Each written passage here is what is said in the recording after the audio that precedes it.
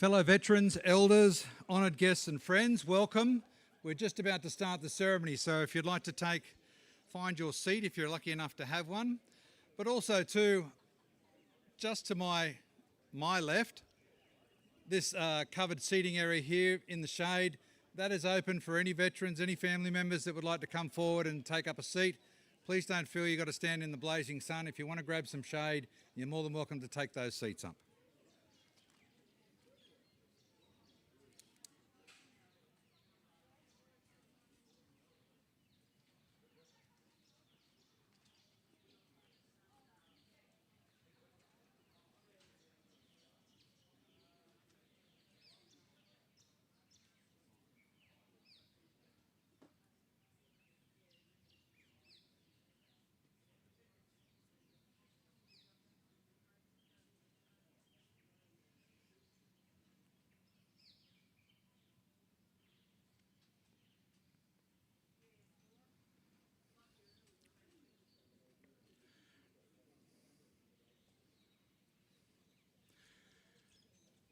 Good morning. Welcome to Cairns Boulevard outside the beautiful Cairns RSL Club. A couple of things before we get started. Could you please check your mobile phone and ensure that it is on silent? Or you know what? You can turn the thing off. The world will still go on. Your Instagram account will still continue to click over likes. The world will continue. You don't need to have it on because you do not want to be the person whose phone starts ringing Barbie Girl in the middle of this very important service. So please turn your mobile phones off. Would you please be upstanding as the Australian Army 51st Battalion Far North Queensland Regiment, our catapult party today, mount our shrine.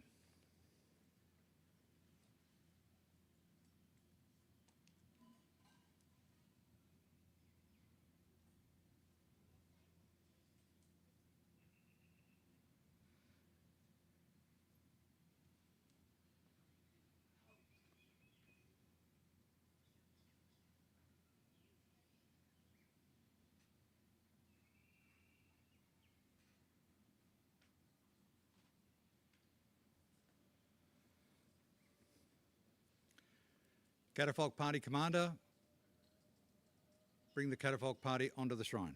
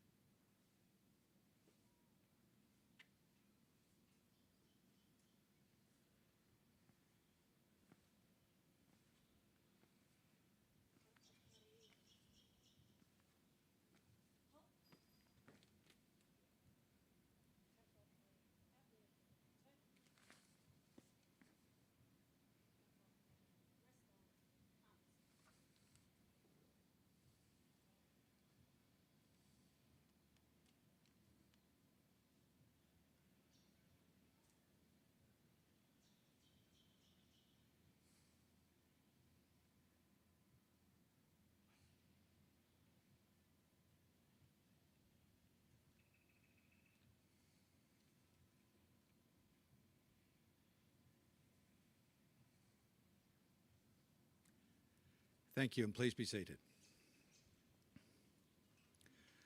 Welcome to all of those who have worn the uniform and those who have stood beside them throughout their entire service, to their descendants and to our honoured guests. Welcome to the Indigenous Veteran Ceremony for 2026.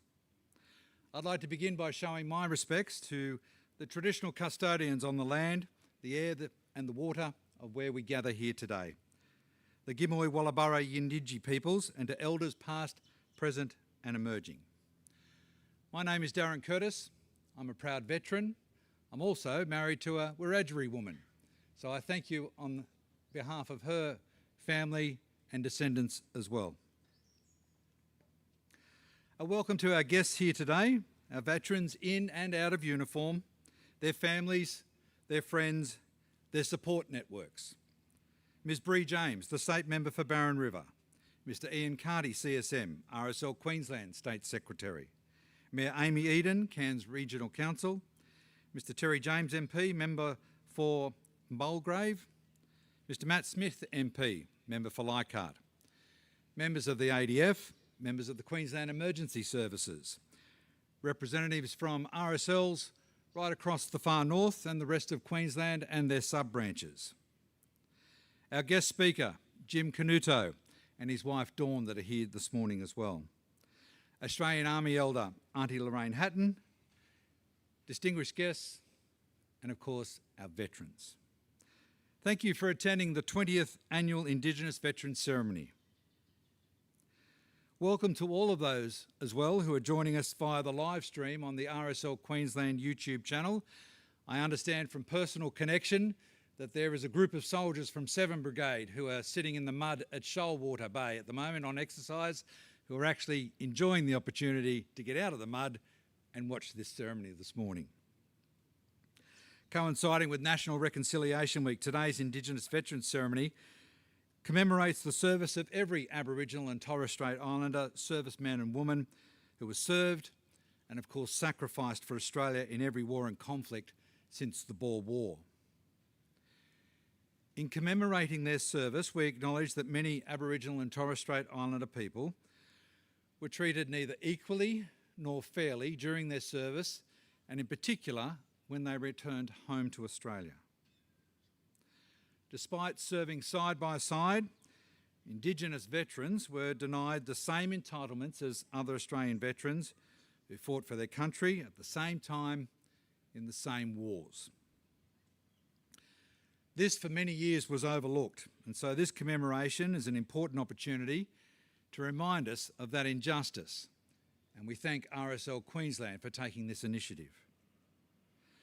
This year, as I said, marks 2 decades of the Indigenous Veterans Ceremony being held and conducted by RSL Queensland. It doesn't happen anywhere else in Australia, to my understanding. We continue to acknowledge and honour the invaluable contribution Indigenous service people have made and continue to make to the defence of our nation. This area in the far north has made a strong and valuable contribution to our military history. The Torres Strait Light Infantry Battalion, formed in 1943 to defend Australia's top end, was the only Australian Indigenous battalion ever formed by our military. Almost every eligible man, a total of 830 Torres Strait Islander men, joined those ranks throughout the course of the Second World War. Indigenous personnel have served in a full range of overseas ADF deployments, including peacekeeping operations. Today, the 51st Battalion, Far North Queensland Regiment, operates predominantly in the remote areas of the far north of Queensland.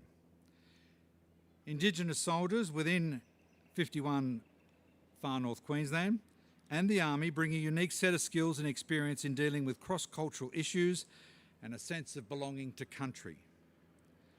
Also located in this region is HMAS Cairns, providing maintenance, logistic and administration support for Cairns-based units.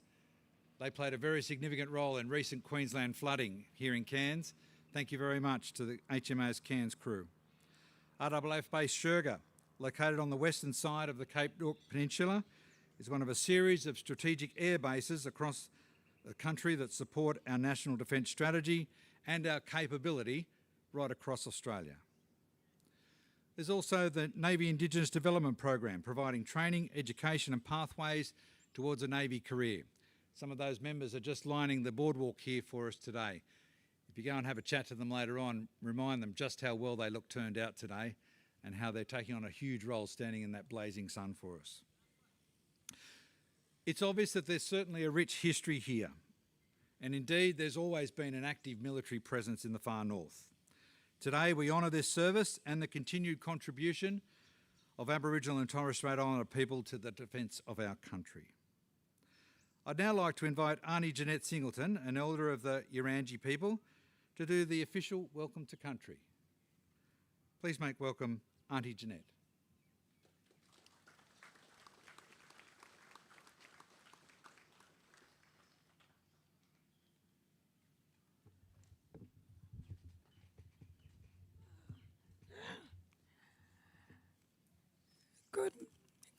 morning.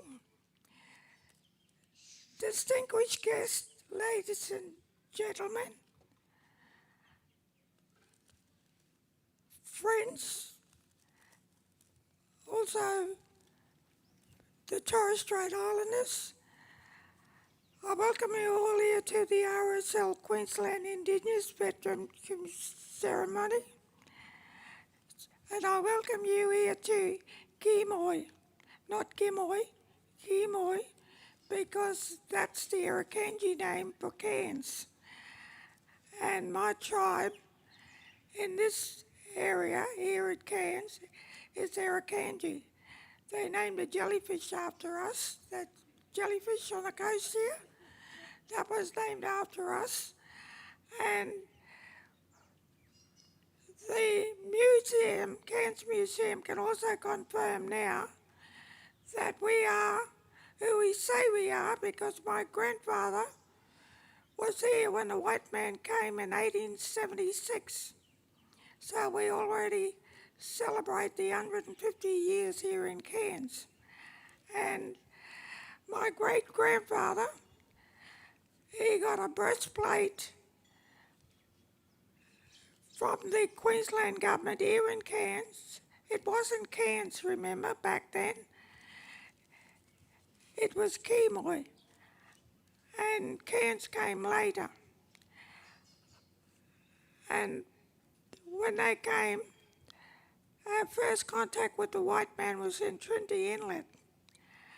And our family, our great-grandfather, they lived the northern end of the Esplanade, and he died in that, where the beach across there, you have a look, where the Barron River used to flow out into Trinity Inlet.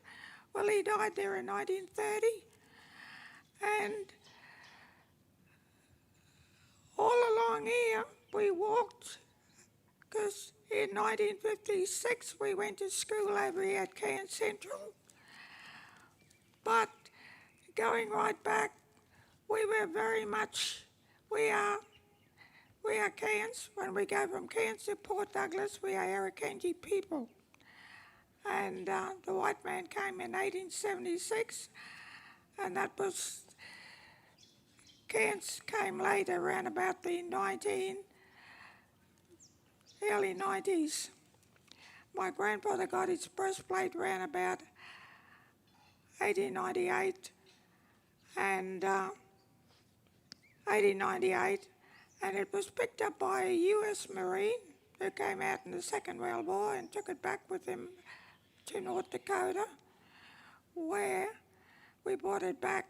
We finally came back in 2005 with Kevin Byrne as the wearer of Cairns. And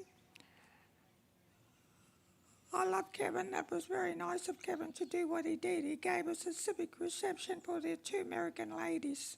So that was fantastic. And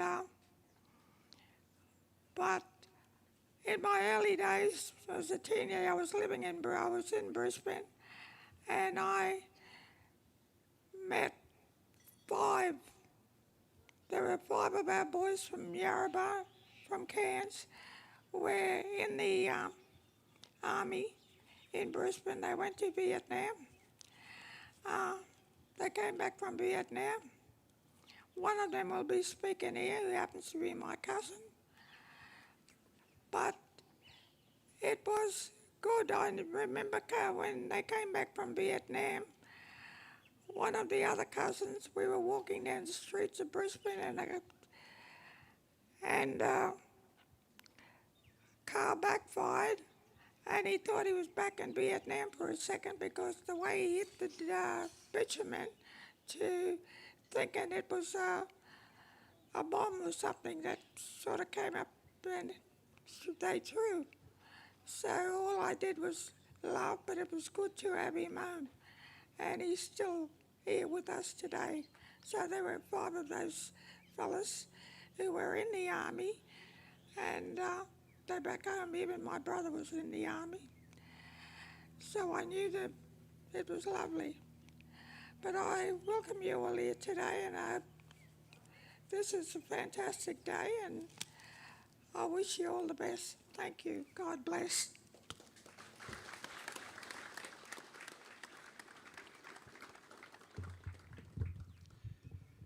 Thank you, Auntie Jeanette.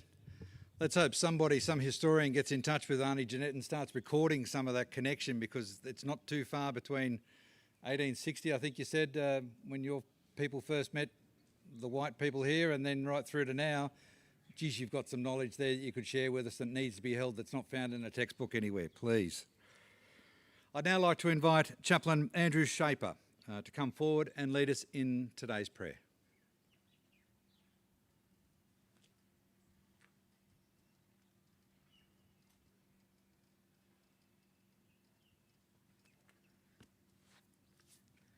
Let's pray. Eternal God, before whom generations rise and fall, have mercy upon human folly and failure. We acknowledge the power of human greed, fear and jealousy. We acknowledge the aggression and pretense of nations. Forgive those sins that lead to war. Almighty God, today we remember all Australians who have given their lives in the cause of peace. We focus our prayers particularly today on Indigenous service personnel. We remember the courage and patriotism of men and women who resisted evil and defended freedom. Help us to value the freedoms eventually won, that we may use it wisely, so that people, cultures and nations may live together in harmony and freedom, and face the future with confidence and hope. We ask this prayer in the name of Jesus Christ. Amen.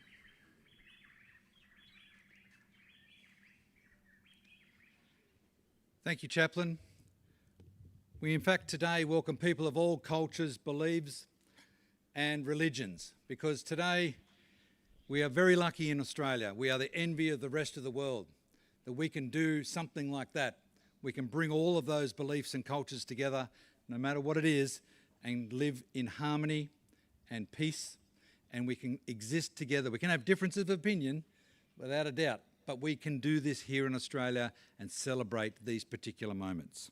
I'd now like to invite Mr. Jesse Coleman and Brodie McIntyre, who are Australian Defence Force veterans, who will welcome us with a smoking ceremony and didgeridoo performance.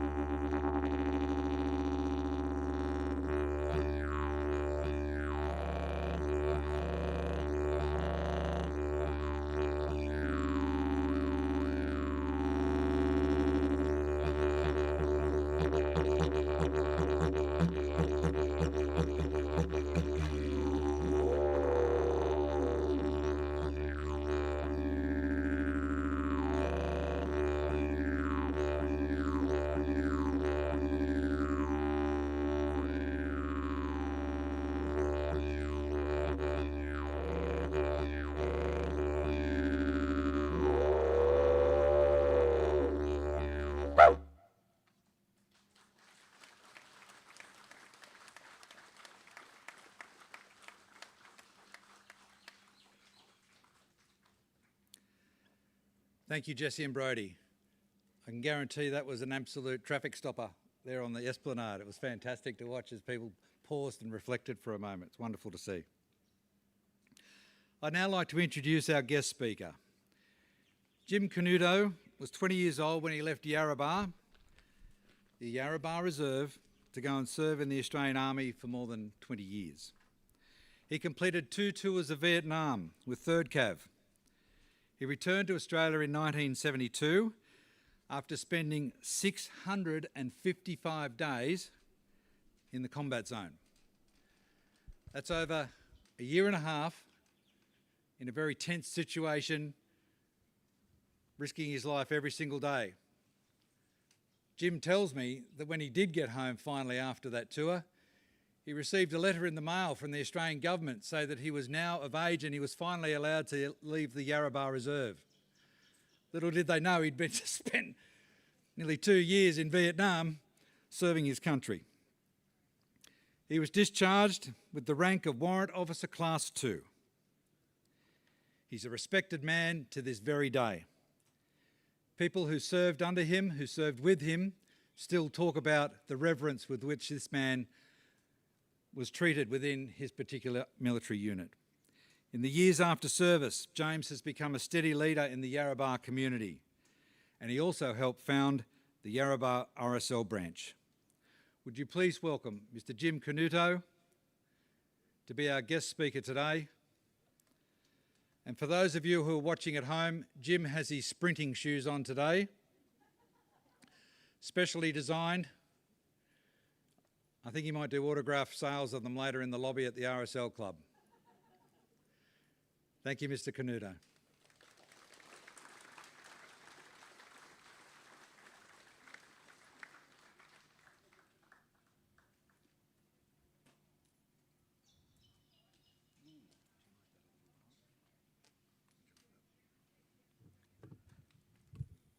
Oh dear. Someone talking to me.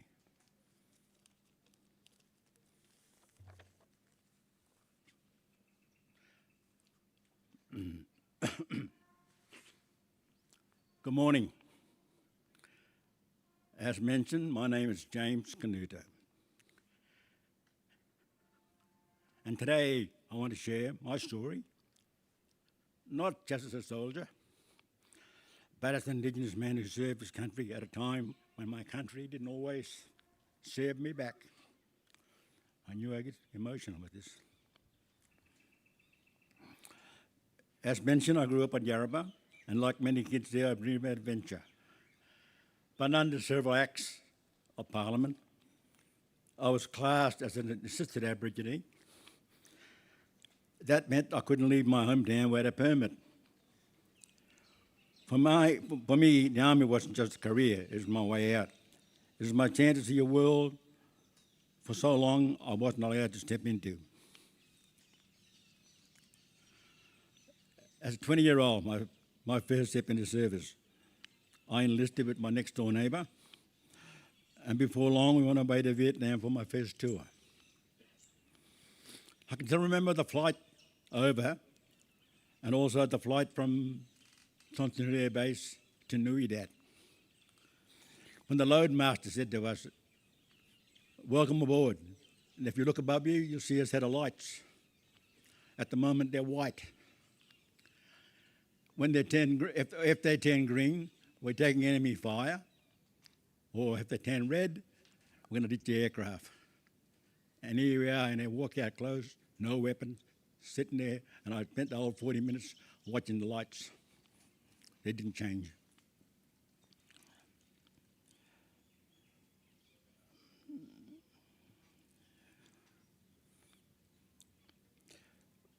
And Continental Air Base in Saigon was the most busiest airport in the world. All different classes of aircraft, loaded, fully loaded, with bombs and ammunition, whatever.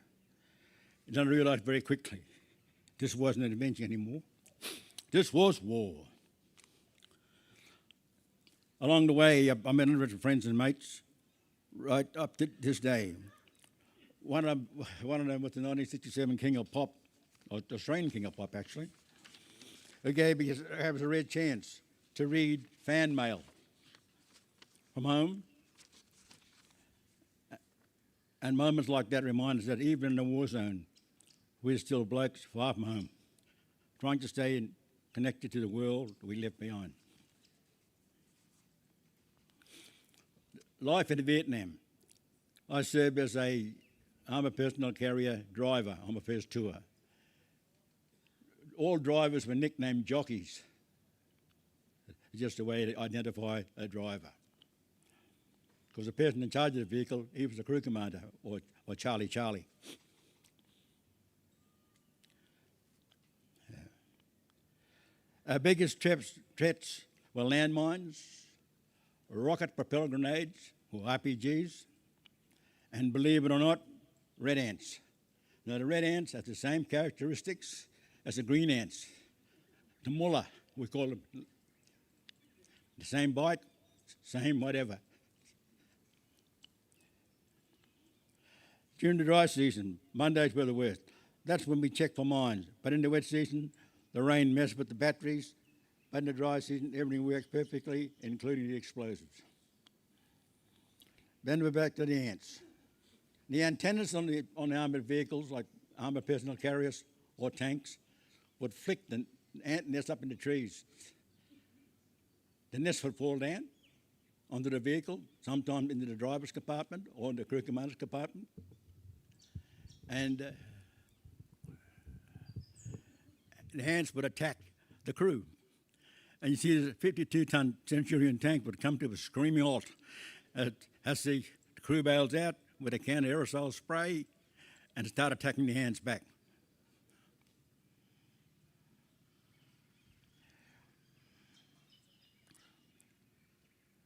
So war isn't always what you see in the movies. We talk about near misses and mateship. But the ants were nothing compared to the real dangers. I saw mates blown up, injured, and somehow miraculously walk away. One of my closest mates of mine was trying to give his commander a smooth ride. What it was is that we're going up this road, and there was a small bump. The lead vehicle went around the bump. I drove around the bump. The third vehicle went over the bump. And that's, oh, sorry, the other way around. We went around the bump, and he went around. We went over the bump, and he ran around it. And that's where the switch was. And the vehicle got blown up. And 3 vehicles were injured. Well, 3 people were injured. The jockey, the crew commander, and 1 engineers.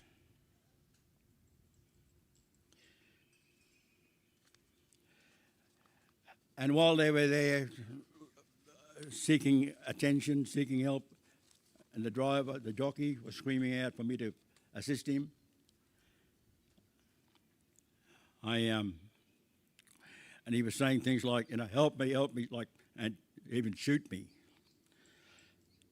But in October that same year, I met him again in Sydney, and he was walking around. He had a back brace on. I said, "Look at you, you silly bugger!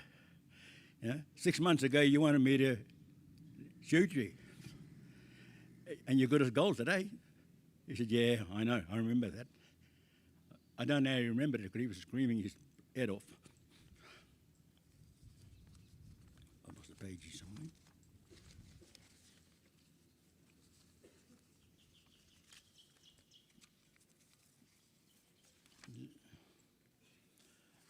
I've lost the page, sorry. I'll get there.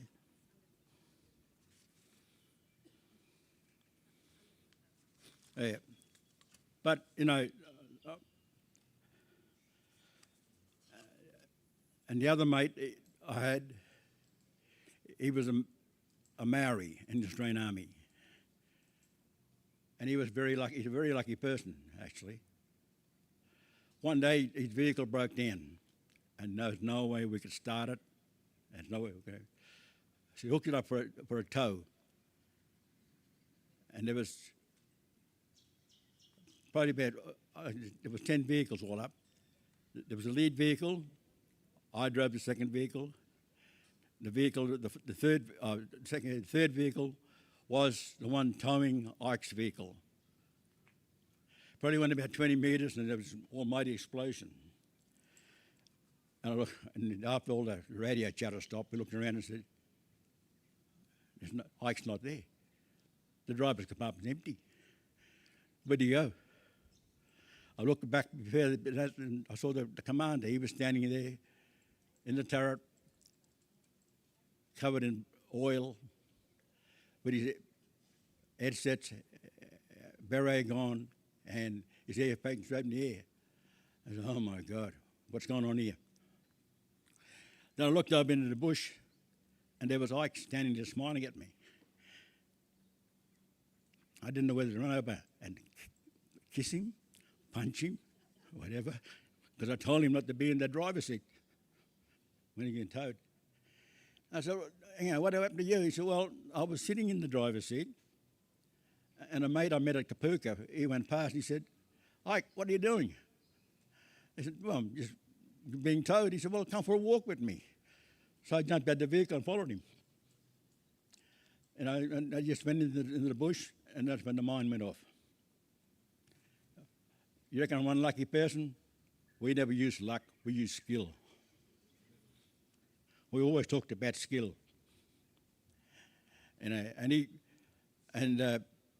I never knew this when we served, but he was one of 21, he was one of 22 siblings, a big family in New Zealand.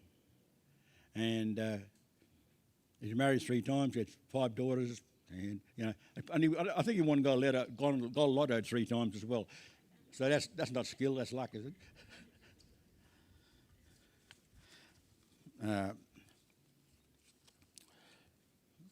The cost of freedom. There's a part of my story that people don't always see, and it's just been mentioned already by a couple of people. While I was fighting for freedom in Vietnam, I still wasn't free in my own country. That changed when I received a letter during my first tour, and it said, "Dear Mr. Canuto, it came to our attention that you have joined the Australian Irregular Army. Therefore, you are no longer considered an assisted Aborigine, and you are free to travel anywhere. But what they didn't tell me was I couldn't go back to Yarrabah without a permit. So from 1969 until 1985, every time I went back to Yarrabah, I had to get a permit to go back there." And you say, "Well, that's the way it was." Or maybe it was. That's the way it was, or it meant to be. You can imagine, I had to go to war to be granted freedom, but every Australian have found it. I should have from birth. So at least I got my freedom to travel everywhere else except back to Yarrabah without a permit. And today I tell kids in Yarrabah, it's a free country and you can go anywhere you like. Even if you go past Gordonville, you won't fall off because the world's not flat anymore, it's round. Because kids are that scared to pass Gordonville. Even Tully now, I think, they've extended their vision a little bit better.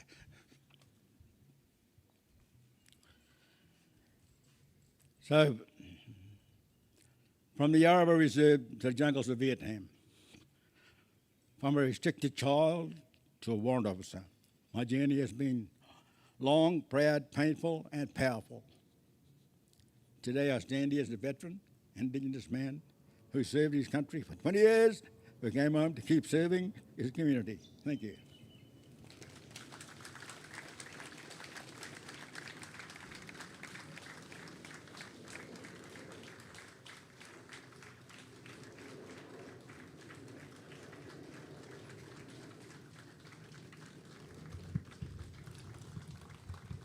As our VIP guests have done, please be upstanding for Jim Canuto.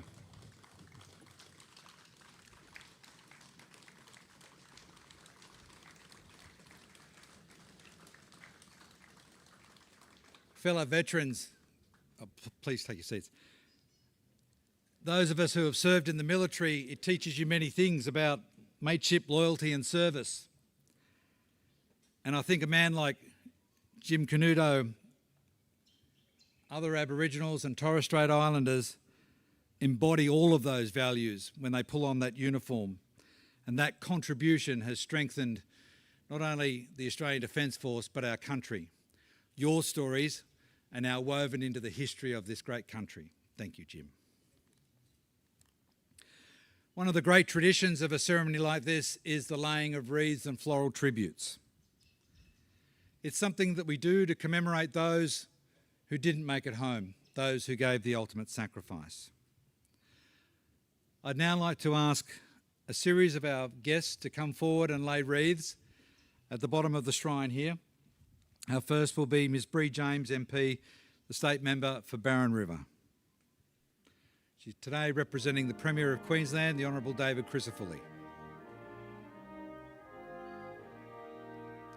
I'd also like Mr Terry James, the MP, Member for State Development, and Member for Mulgrave to come forward as well.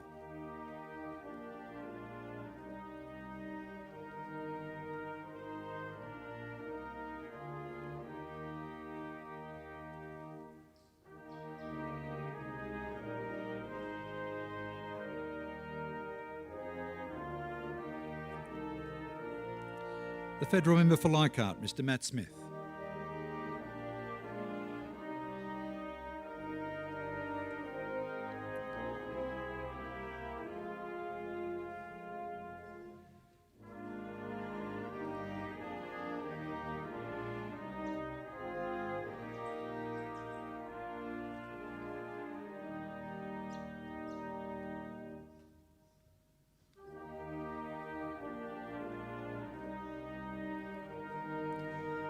RSL Queensland State Secretary, Mr Ian Carty, CSM.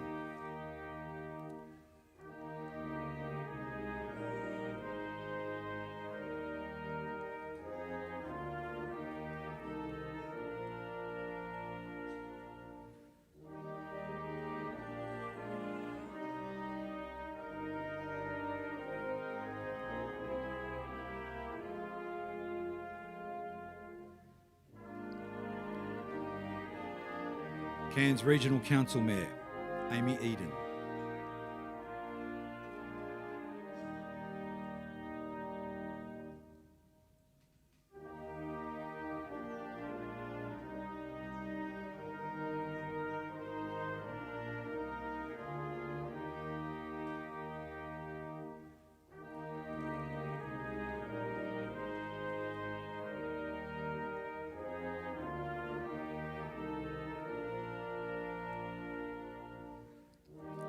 Representing the Australian Defence Force, Commander Andrew Thorpe, representing the Royal Australian Navy, Lieutenant Colonel Luke Wessel, representing the Australian Army, and Wing Commander Dominic Hoffman, representing the Royal Australian Air Force, Townsville and Sherga.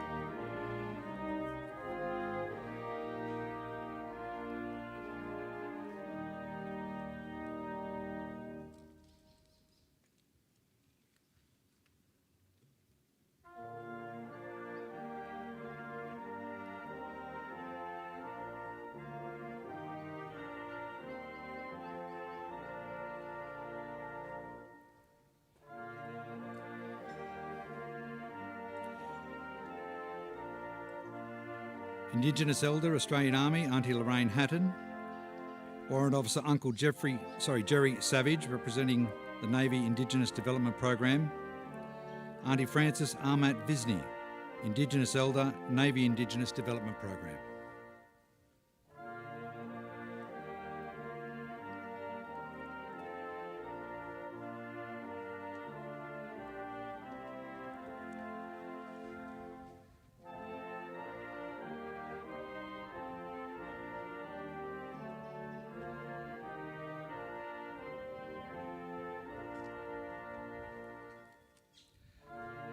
Mr. James Canuto, founding member of the Yarrabah RSL sub-branch, who is also today our guest speaker, will be laying a wreath alongside Mr. Kenneth Willoughby, President of the Far Northern District for RSL, Mr. Nathan Shingles, representing Cairns RSL sub-branch, and Mr. Alfonso Santos, CSC, President of the Far North Queensland Legacy Club.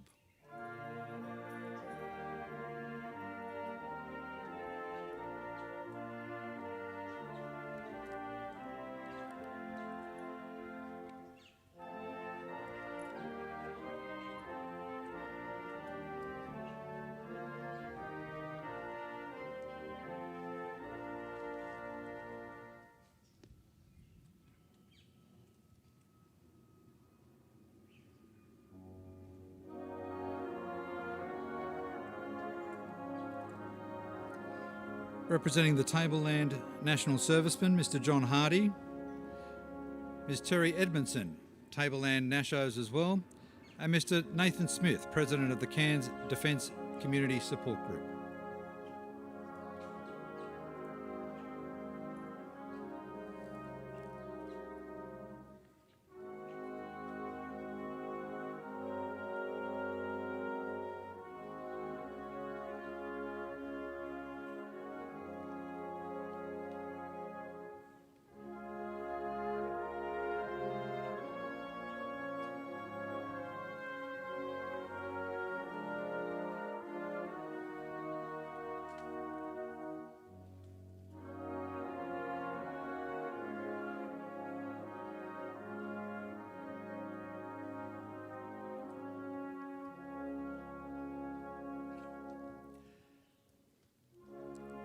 Mr. Patrick Calway, President, National Servicemen's Association, Cairns.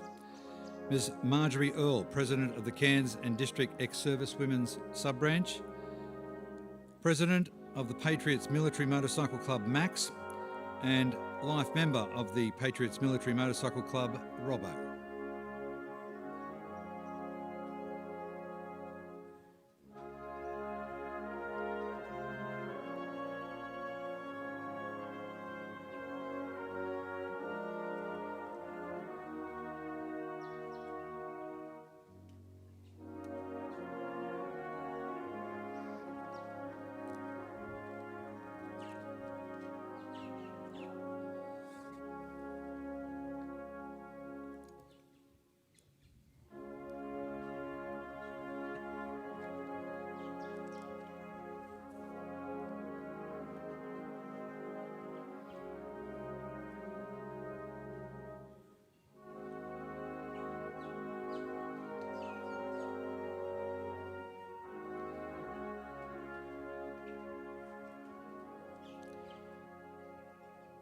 I'd now like to ask if you could please be upstanding as the RSL Queensland Far Northern District President, Mr. Kenneth Willoughby, recites the Ode.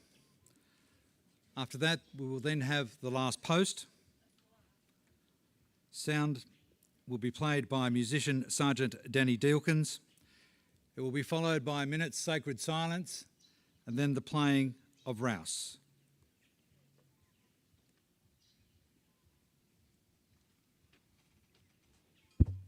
Good morning, all. They went with songs to the battle. They were young, straight of limb, true of eye, steady and aglow. They were staunch to the end. Against odds uncounted, they fell with their faces to the foe. They shall not grow old, as we that are left grow old. Age shall not weary them, nor the ears condemn. At the going down of the sun and in the morning, we will remember them, lest we forget.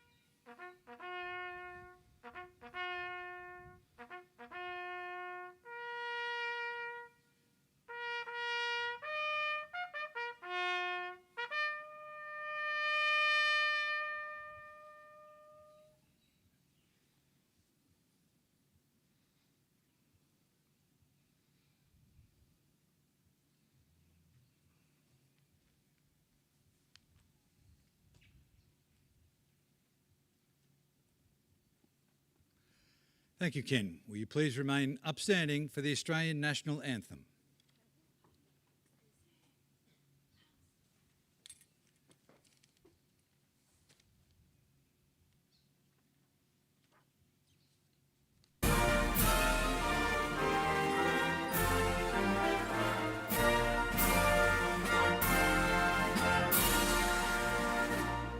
Australians, oh, let us rejoice, for we are one and free.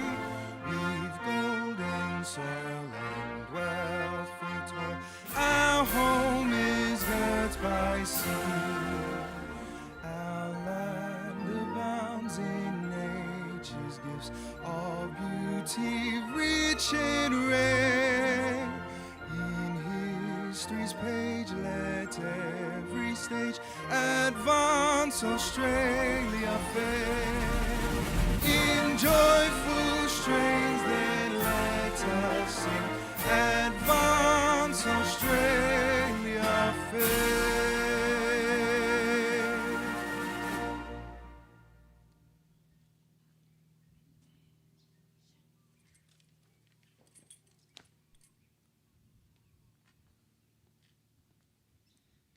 Thank you. Please be seated.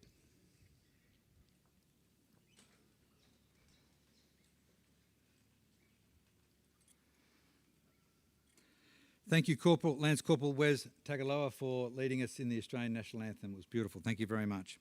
Thank you to all the performers who have given us a wonderful contribution to today's ceremony. This, of course, falls during National Reconciliation Week. And for all Australians, it's a time to learn about our shared cultural history. The theme for 2026 is All In. And by that they mean that it's the responsibility of all of us to understand culture, not just on our First Nations and Torres Strait Islanders groups to deliver that cultural appreciation. It's incumbent on every Australian to understand, to share and to learn. Thank you for respecting and remembering in word and deed those men and women of Aboriginal and Torres Strait Islander heritage who have served and continue to serve our great country. I hope you'll join me with appreciation of their service.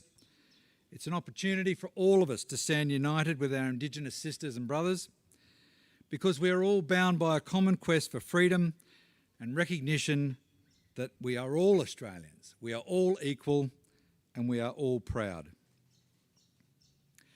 It's wonderful to see so many people here today who understand the meaning of service, sacrifice, mateship and just being together.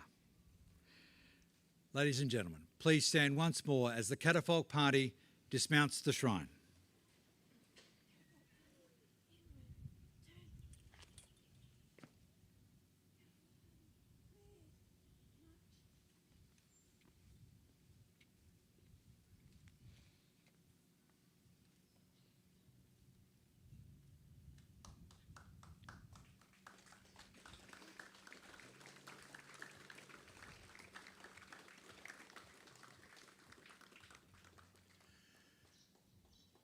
This now concludes our official ceremony here today, but please don't rush away.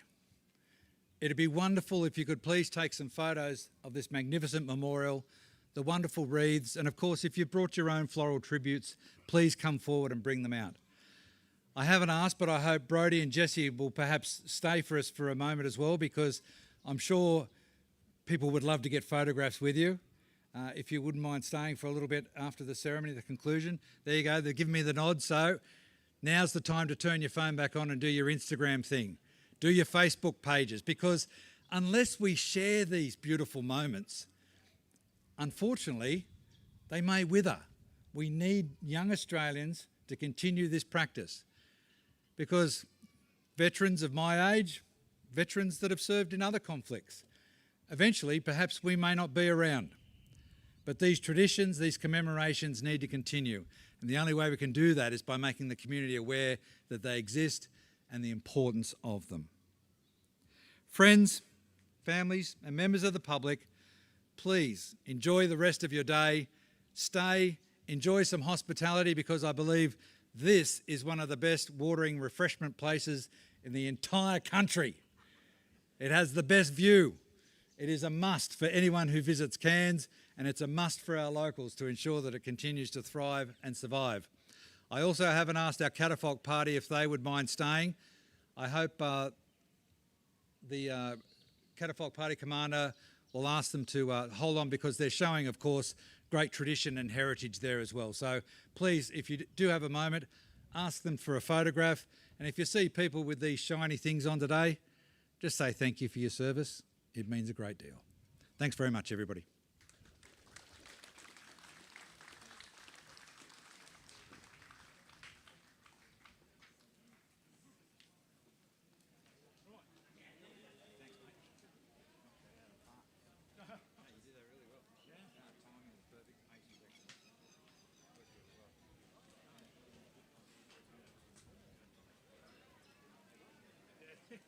Hey, John.